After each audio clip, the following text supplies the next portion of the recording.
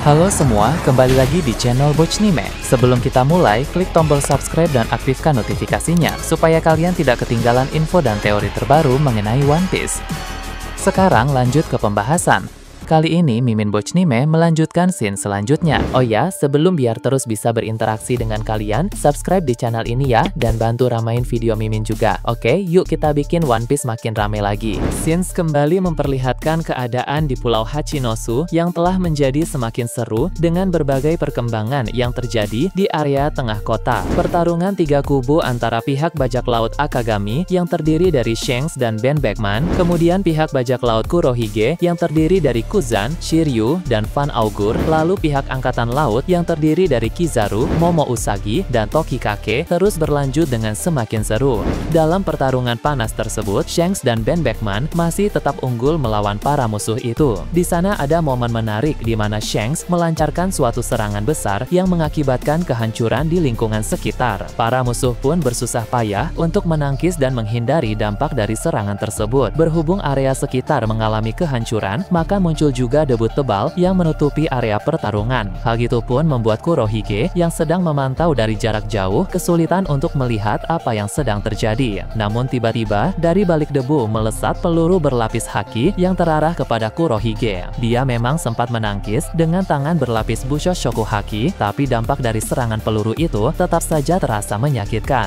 Rupanya yang menembak dari balik debu tebal itu adalah Ben Beckman. Ketika Shanks melancarkan serangan kuat kepada para musuh di tengah kota, Ben Beckman justru mengincar Kurohige yang sedang memantau pertempuran di sana. Hal tersebut pun membuat Kurohige kesal, tapi kini dia akan lebih berhati-hati karena Ben Beckman rupanya cukup merepotkan. Aksi dari Shanks dan Ben Beckman ini terbilang sangat mengejutkan. Dari awal pertarungan, semua melihat bahwa Shanks dan Ben Beckman fokus bertarung di area tengah saja. Pihak bajak laut Kurohige dan angkatan laut di sana juga fokus kepada dua orang itu. Namun rupanya Ben Beckman merencanakan sesuatu yang mengejutkan. Shanks sengaja menyibukkan para musuh di area pertarungan, sedangkan Ben Beckman secara diam-diam melancarkan serangan kepada Kurohige yang sedang menonton dari jauh. Kurohige sendiri bahkan tidak menyangka hal itu akan terjadi. Barusan hampir saja peluru dari Ben Beckman itu mengenai kepala Kurohige. Ben Beckman tahu bahwa Kurohige pasti akan lebih fokus memperhatikan Shanks, sehingga Ben Beckman berinisiatif untuk melakukan serangan mendadak itu kepada Kurohige. Kurohige pun berkata dia tadi terlalu fokus kepada Shanks sampai dia lupa kalau orang di sampingnya itu juga sangat berbahaya. Kurohige sudah tahu berita soal Ben Beckman. Menurut orang-orang, kekuatannya hampir setara dengan Shanks. Itu berarti kekuatannya hampir setara dengan Yonko. Mulai dari sini, Kurohige tidak hanya akan memantau Shanks saja,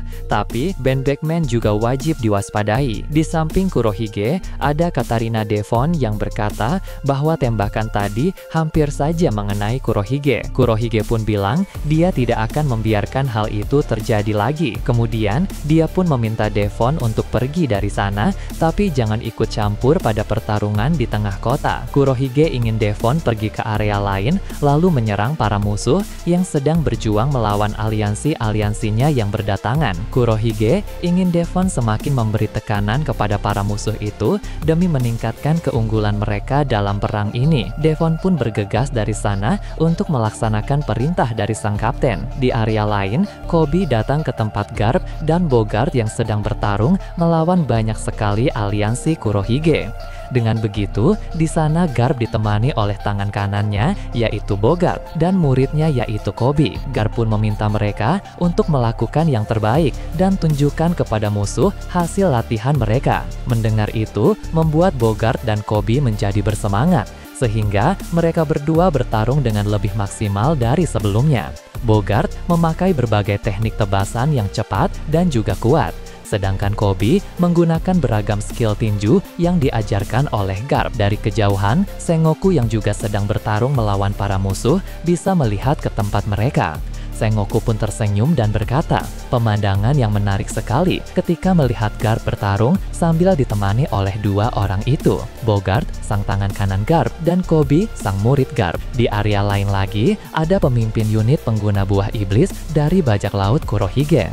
Orang ini sangat kuat, sehingga dia berhasil mengalahkan banyak marinir dan juga para kru biasa dalam bajak laut Akagami. Rockstar pun berdiri di hadapannya dan berusaha untuk terus melawan. Tapi pada akhirnya, Rockstar pun tumbang juga. Kemampuan Rockstar memang belum cukup untuk melawan musuh di hadapannya itu, karena Rockstar sendiri tidak sekuat para kru inti bajak laut Akagami yang lain. Pemimpin unit pengguna buah iblis dari bajak laut Kurohige ini pun bergerak semakin jauh ke dalam kota. Dia mengalahkan musuh-musuh yang mencoba untuk menghalanginya sampai akhirnya dia bertemu dengan Lakiru.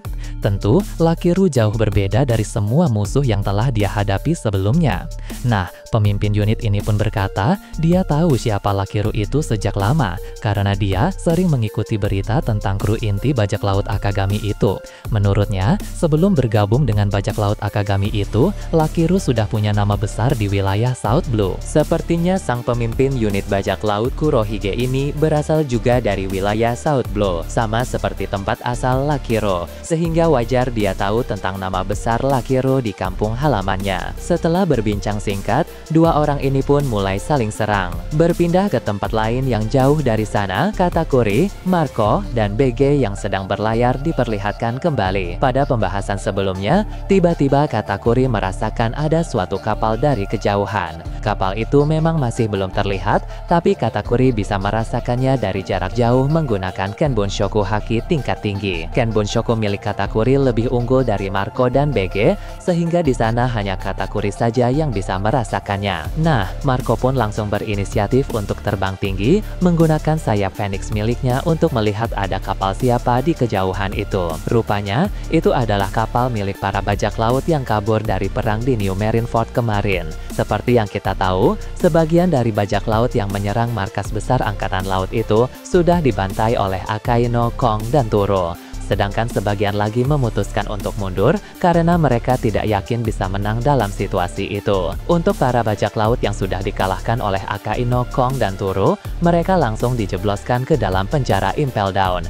Nah, untuk para bajak laut yang mundur ini, rupanya mereka masih berlayar di lautan. Katakuri pun bertanya kepada Marco, kapal siapa yang ada di hadapannya itu. Marco pun menjawab, mereka sepertinya para bajak laut yang mundur dari pertempuran di markas Angkatan Laut. BG berkata, apa yang akan kita lakukan sekarang ini? Apakah kita akan menyerang atau biarkan mereka pergi? Katakuri pun di sini menggunakan Kenbunshoku Haki tingkat tinggi untuk melihat sekilas masa depan apa yang akan terjadi. Katakuri melihat dengan Kenbunshoku Hakinya bahwa beberapa menit setelah ini kapal mereka akan berpapasan. Kemudian para bajak laut itu akan mulai menyerang mereka di sana.